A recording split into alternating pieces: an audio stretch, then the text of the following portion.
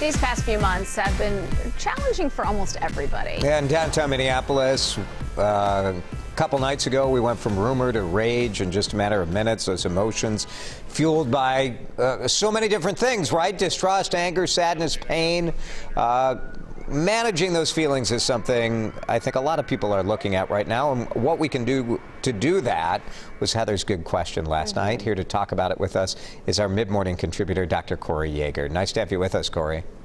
Good morning. Good morning. Good to be with both of you. Yeah, it's great to see you. Can we just start with this idea of how, and we've talked about this in the past, Corey, the feelings that are having right now. There's a lot of sadness. There's a lot of anger out there for a variety of different things. And I'm wondering what your advice is to people who are feeling this thing, because you don't want it to get too far that you get into a depression or that something bad happens. Yeah, Heather, you talk about this aspect of this normalized sadness. We've gone through tons and tons of traumatic experiences over the last few months. So one piece of advice that I would give is that we should make sure that we give ourselves some grace, spend some time with ourselves to settle in to what we've experienced and where we currently are as we hope to vision where we're headed.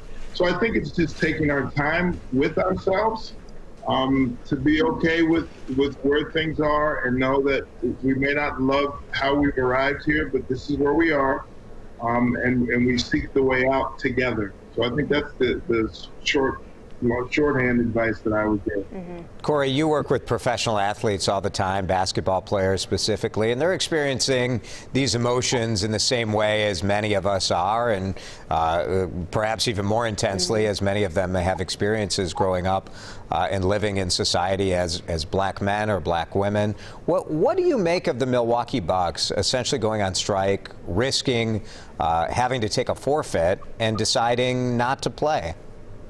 Yeah, I mean, that's a major move. When we think about it, Jason, they're in the playoffs, and the Bucks are the top seed across the NBA. So for them to make the statement, we're not going to play and to boycott that game, has huge repercussions and ripple effects across the league and really across our society. But it is deeply important that our athletes that have such a large platform take a stand. We've seen athletes in the past not necessarily take a stand. We have had some, similar to Muhammad Ali and Colin Kaepernick, we've had athletes that have stood in the gap and stood up and represented the broader community. But we've had many aspects where no one stood up and no one said anything. So for the Bucks to do it and utilize the platform that they have with the NBA and the NBA playoffs that everyone is tuned into, I think it's a critical piece.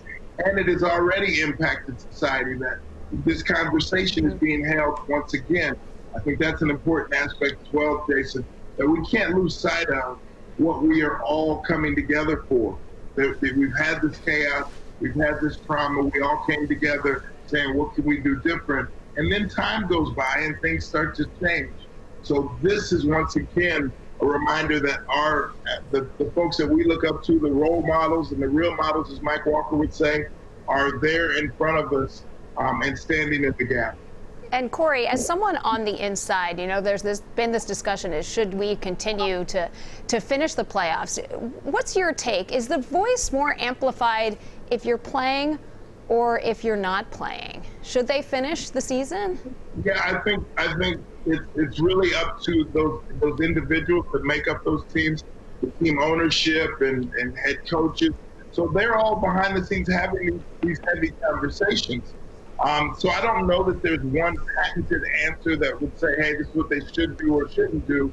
But what I do know, Heather, is that the conversation that comes from what they should do and not do is of the utmost importance to the everyday young man and woman, especially of color, that are dealing with the struggle and strife and hypervigilance and that's connected to the anxiety that we're all working through. The other day there was that shooting and we thought it was a cop, and my son comes in and says, hey, here's a video of this young man, and I think they're saying the police shot him. what we've seen there, Heather, is hypervigilance, which is a symptom of anxiety, right? That we're hypervigilant. Oh my God, it has to be that the cop shot him, because that is what we've now come to expect, sadly. So I don't know that there's one answer per se on that, Heather. And I think as long as we keep the conversation going and engaged, that's the outcome we're all looking for, is to be doing something. Yeah, and we saw the Twins postpone their game. The Vikings had long meetings before they decided to practice. What do you say to the fans who say, we just want an escape from all this? We want the players to stick to sports. Yeah, I think that I mean, obviously, people are welcome to view it however they choose. But these athletes are icons. These athletes are engaged in the political process. So why would we tell any citizen of our country to not discuss and engage in the political process, especially those that have a platform that others look up to?